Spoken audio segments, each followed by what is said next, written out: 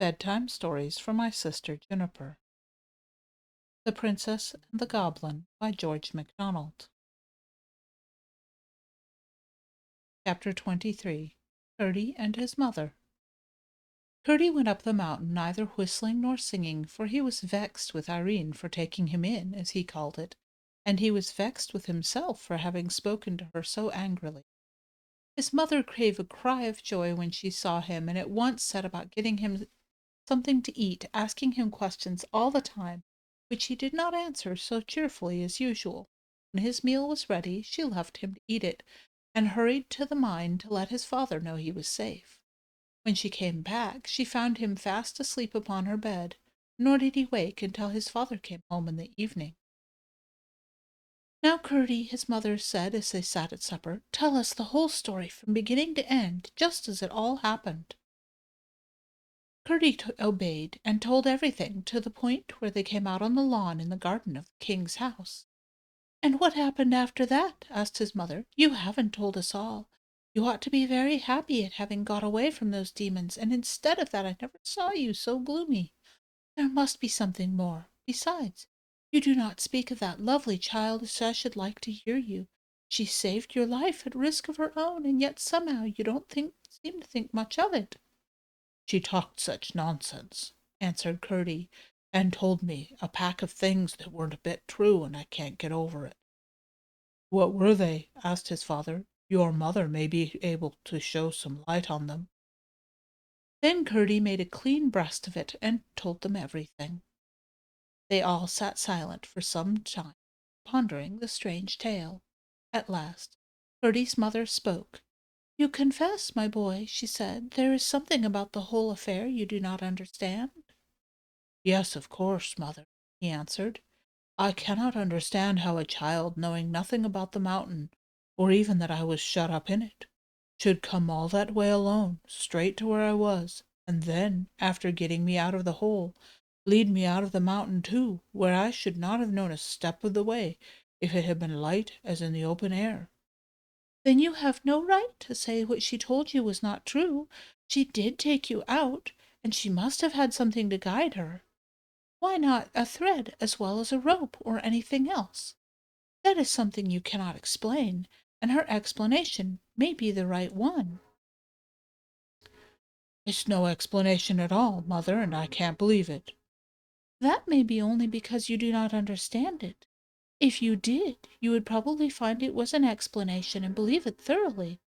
I don't blame you for not being able to believe it, but I do blame you for fancying such a child would try to deceive you. Why should she? Depend upon it, she told all she knew. Until you found a better way of accounting for it all, you might at least have been more sparing of your judgment." "That is what something inside me has been saying all the time," said Curdie, hanging down his head. "But what do you make of the grandmother? That is what I can't get over.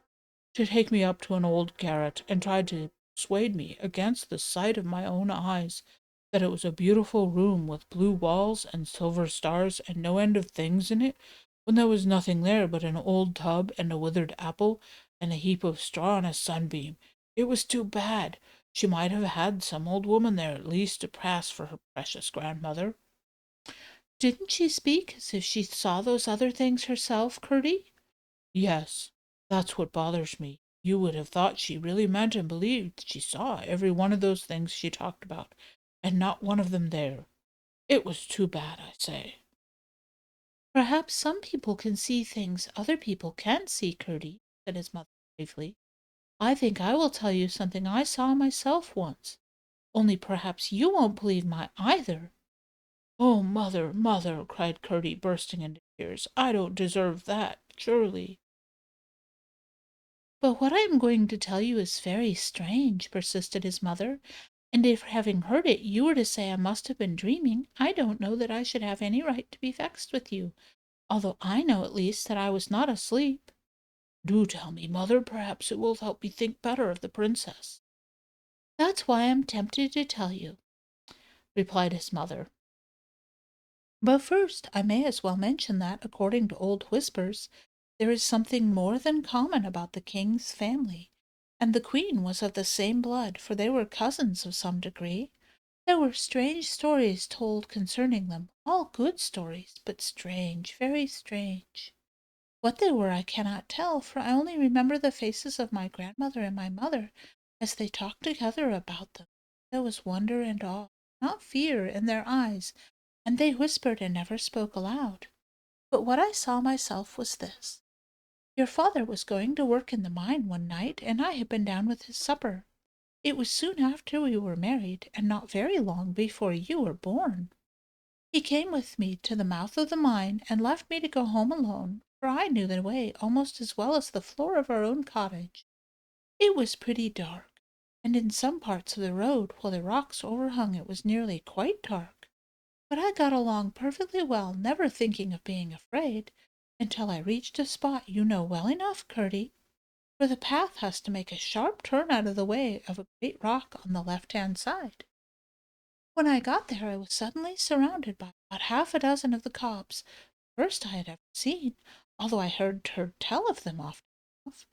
One of them blocked up the path, and they all began tormenting and teasing me in a way it makes me shudder to think of even now. "If only I had been with you!" cried the father and the son in a breath. The mother gave a funny little smile and went on. They had some of their horrible creatures with them, too, and I must confess I was dreadfully frightened. They had torn my clothes very much, and I was afraid they were going to tear myself to pieces, when suddenly a great soft white light shone upon me. I looked up. A broad ray, like a shining road, came down from a large globe of silvery light, not very high up, indeed not quite so high as the horizon, so it could not have been a new star or another moon or anything of that sort. The cobs stopped persecuting, looked quite dazed, and I thought they were going to run away, but presently they began again.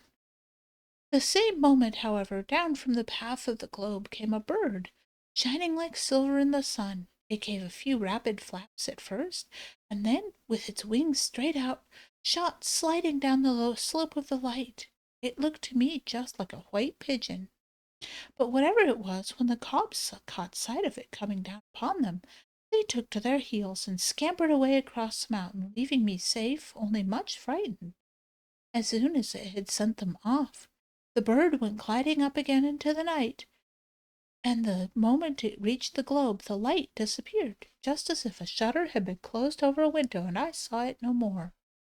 But I had no more trouble with the cobs that night or ever after. "How strange!" exclaimed Curdie. "Yes, it was strange, but I can't help believing it, whether you do or not," said his mother. "It's exactly as your mother told it to me the very next morning," said his father. "You don't think I'm doubting my own mother?" cried Curdie. "There are other people in the world quite as well worth believing as your own mother." "I don't know that she's so much the fitter to be believed that she happens to be your mother, Mr. Curdie. There are mothers far more likely to tell lies than the little girl I saw talking to the primroses a few weeks ago.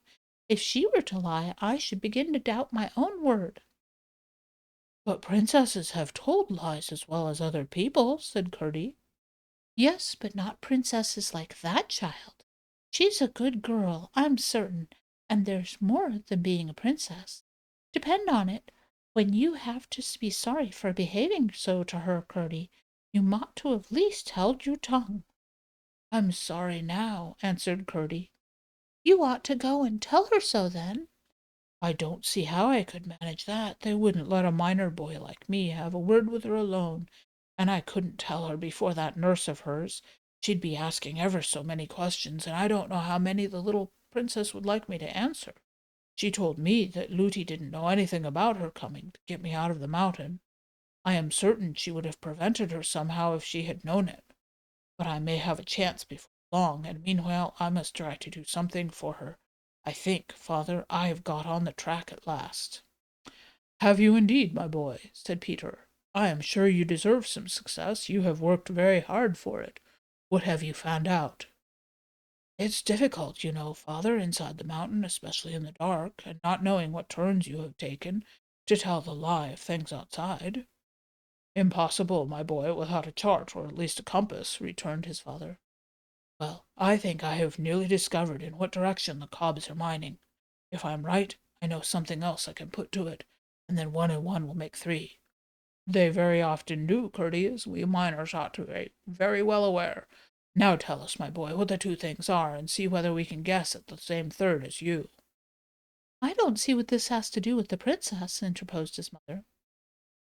I will let you soon see that, mother. Perhaps you might think me foolish, but I'm sure until there is something that is there is nothing in my present fancy. I am more determined than ever to go on with my observations. Just as we came to the channel by which we got out, I heard the miners at work somewhere near, I think, down below us. Now, since I began to watch them, they have mined a good half-mile in a straight line, and so far as I am aware, they are working in no other part of the mountain, but I never could tell in what direction they were going. When we came out in the king's garden, however, I thought at once whether it was possible they were working towards the king's house, and what I want to do tonight is to make sure whether they are or not. I will take a light with me. Oh, Curdie, cried his mother, then they will see you. I'm no more afraid of them than I was before, rejoined Curdie, now that I've got this precious shoe. They can't make another in such a hurry, and one bare foot will do for my purpose. Woman as she may be, I won't spare her next time, but I shall be careful with my light, for I don't want them to see me. I won't stick it in my hat. Go on, then, and tell us what you mean to do.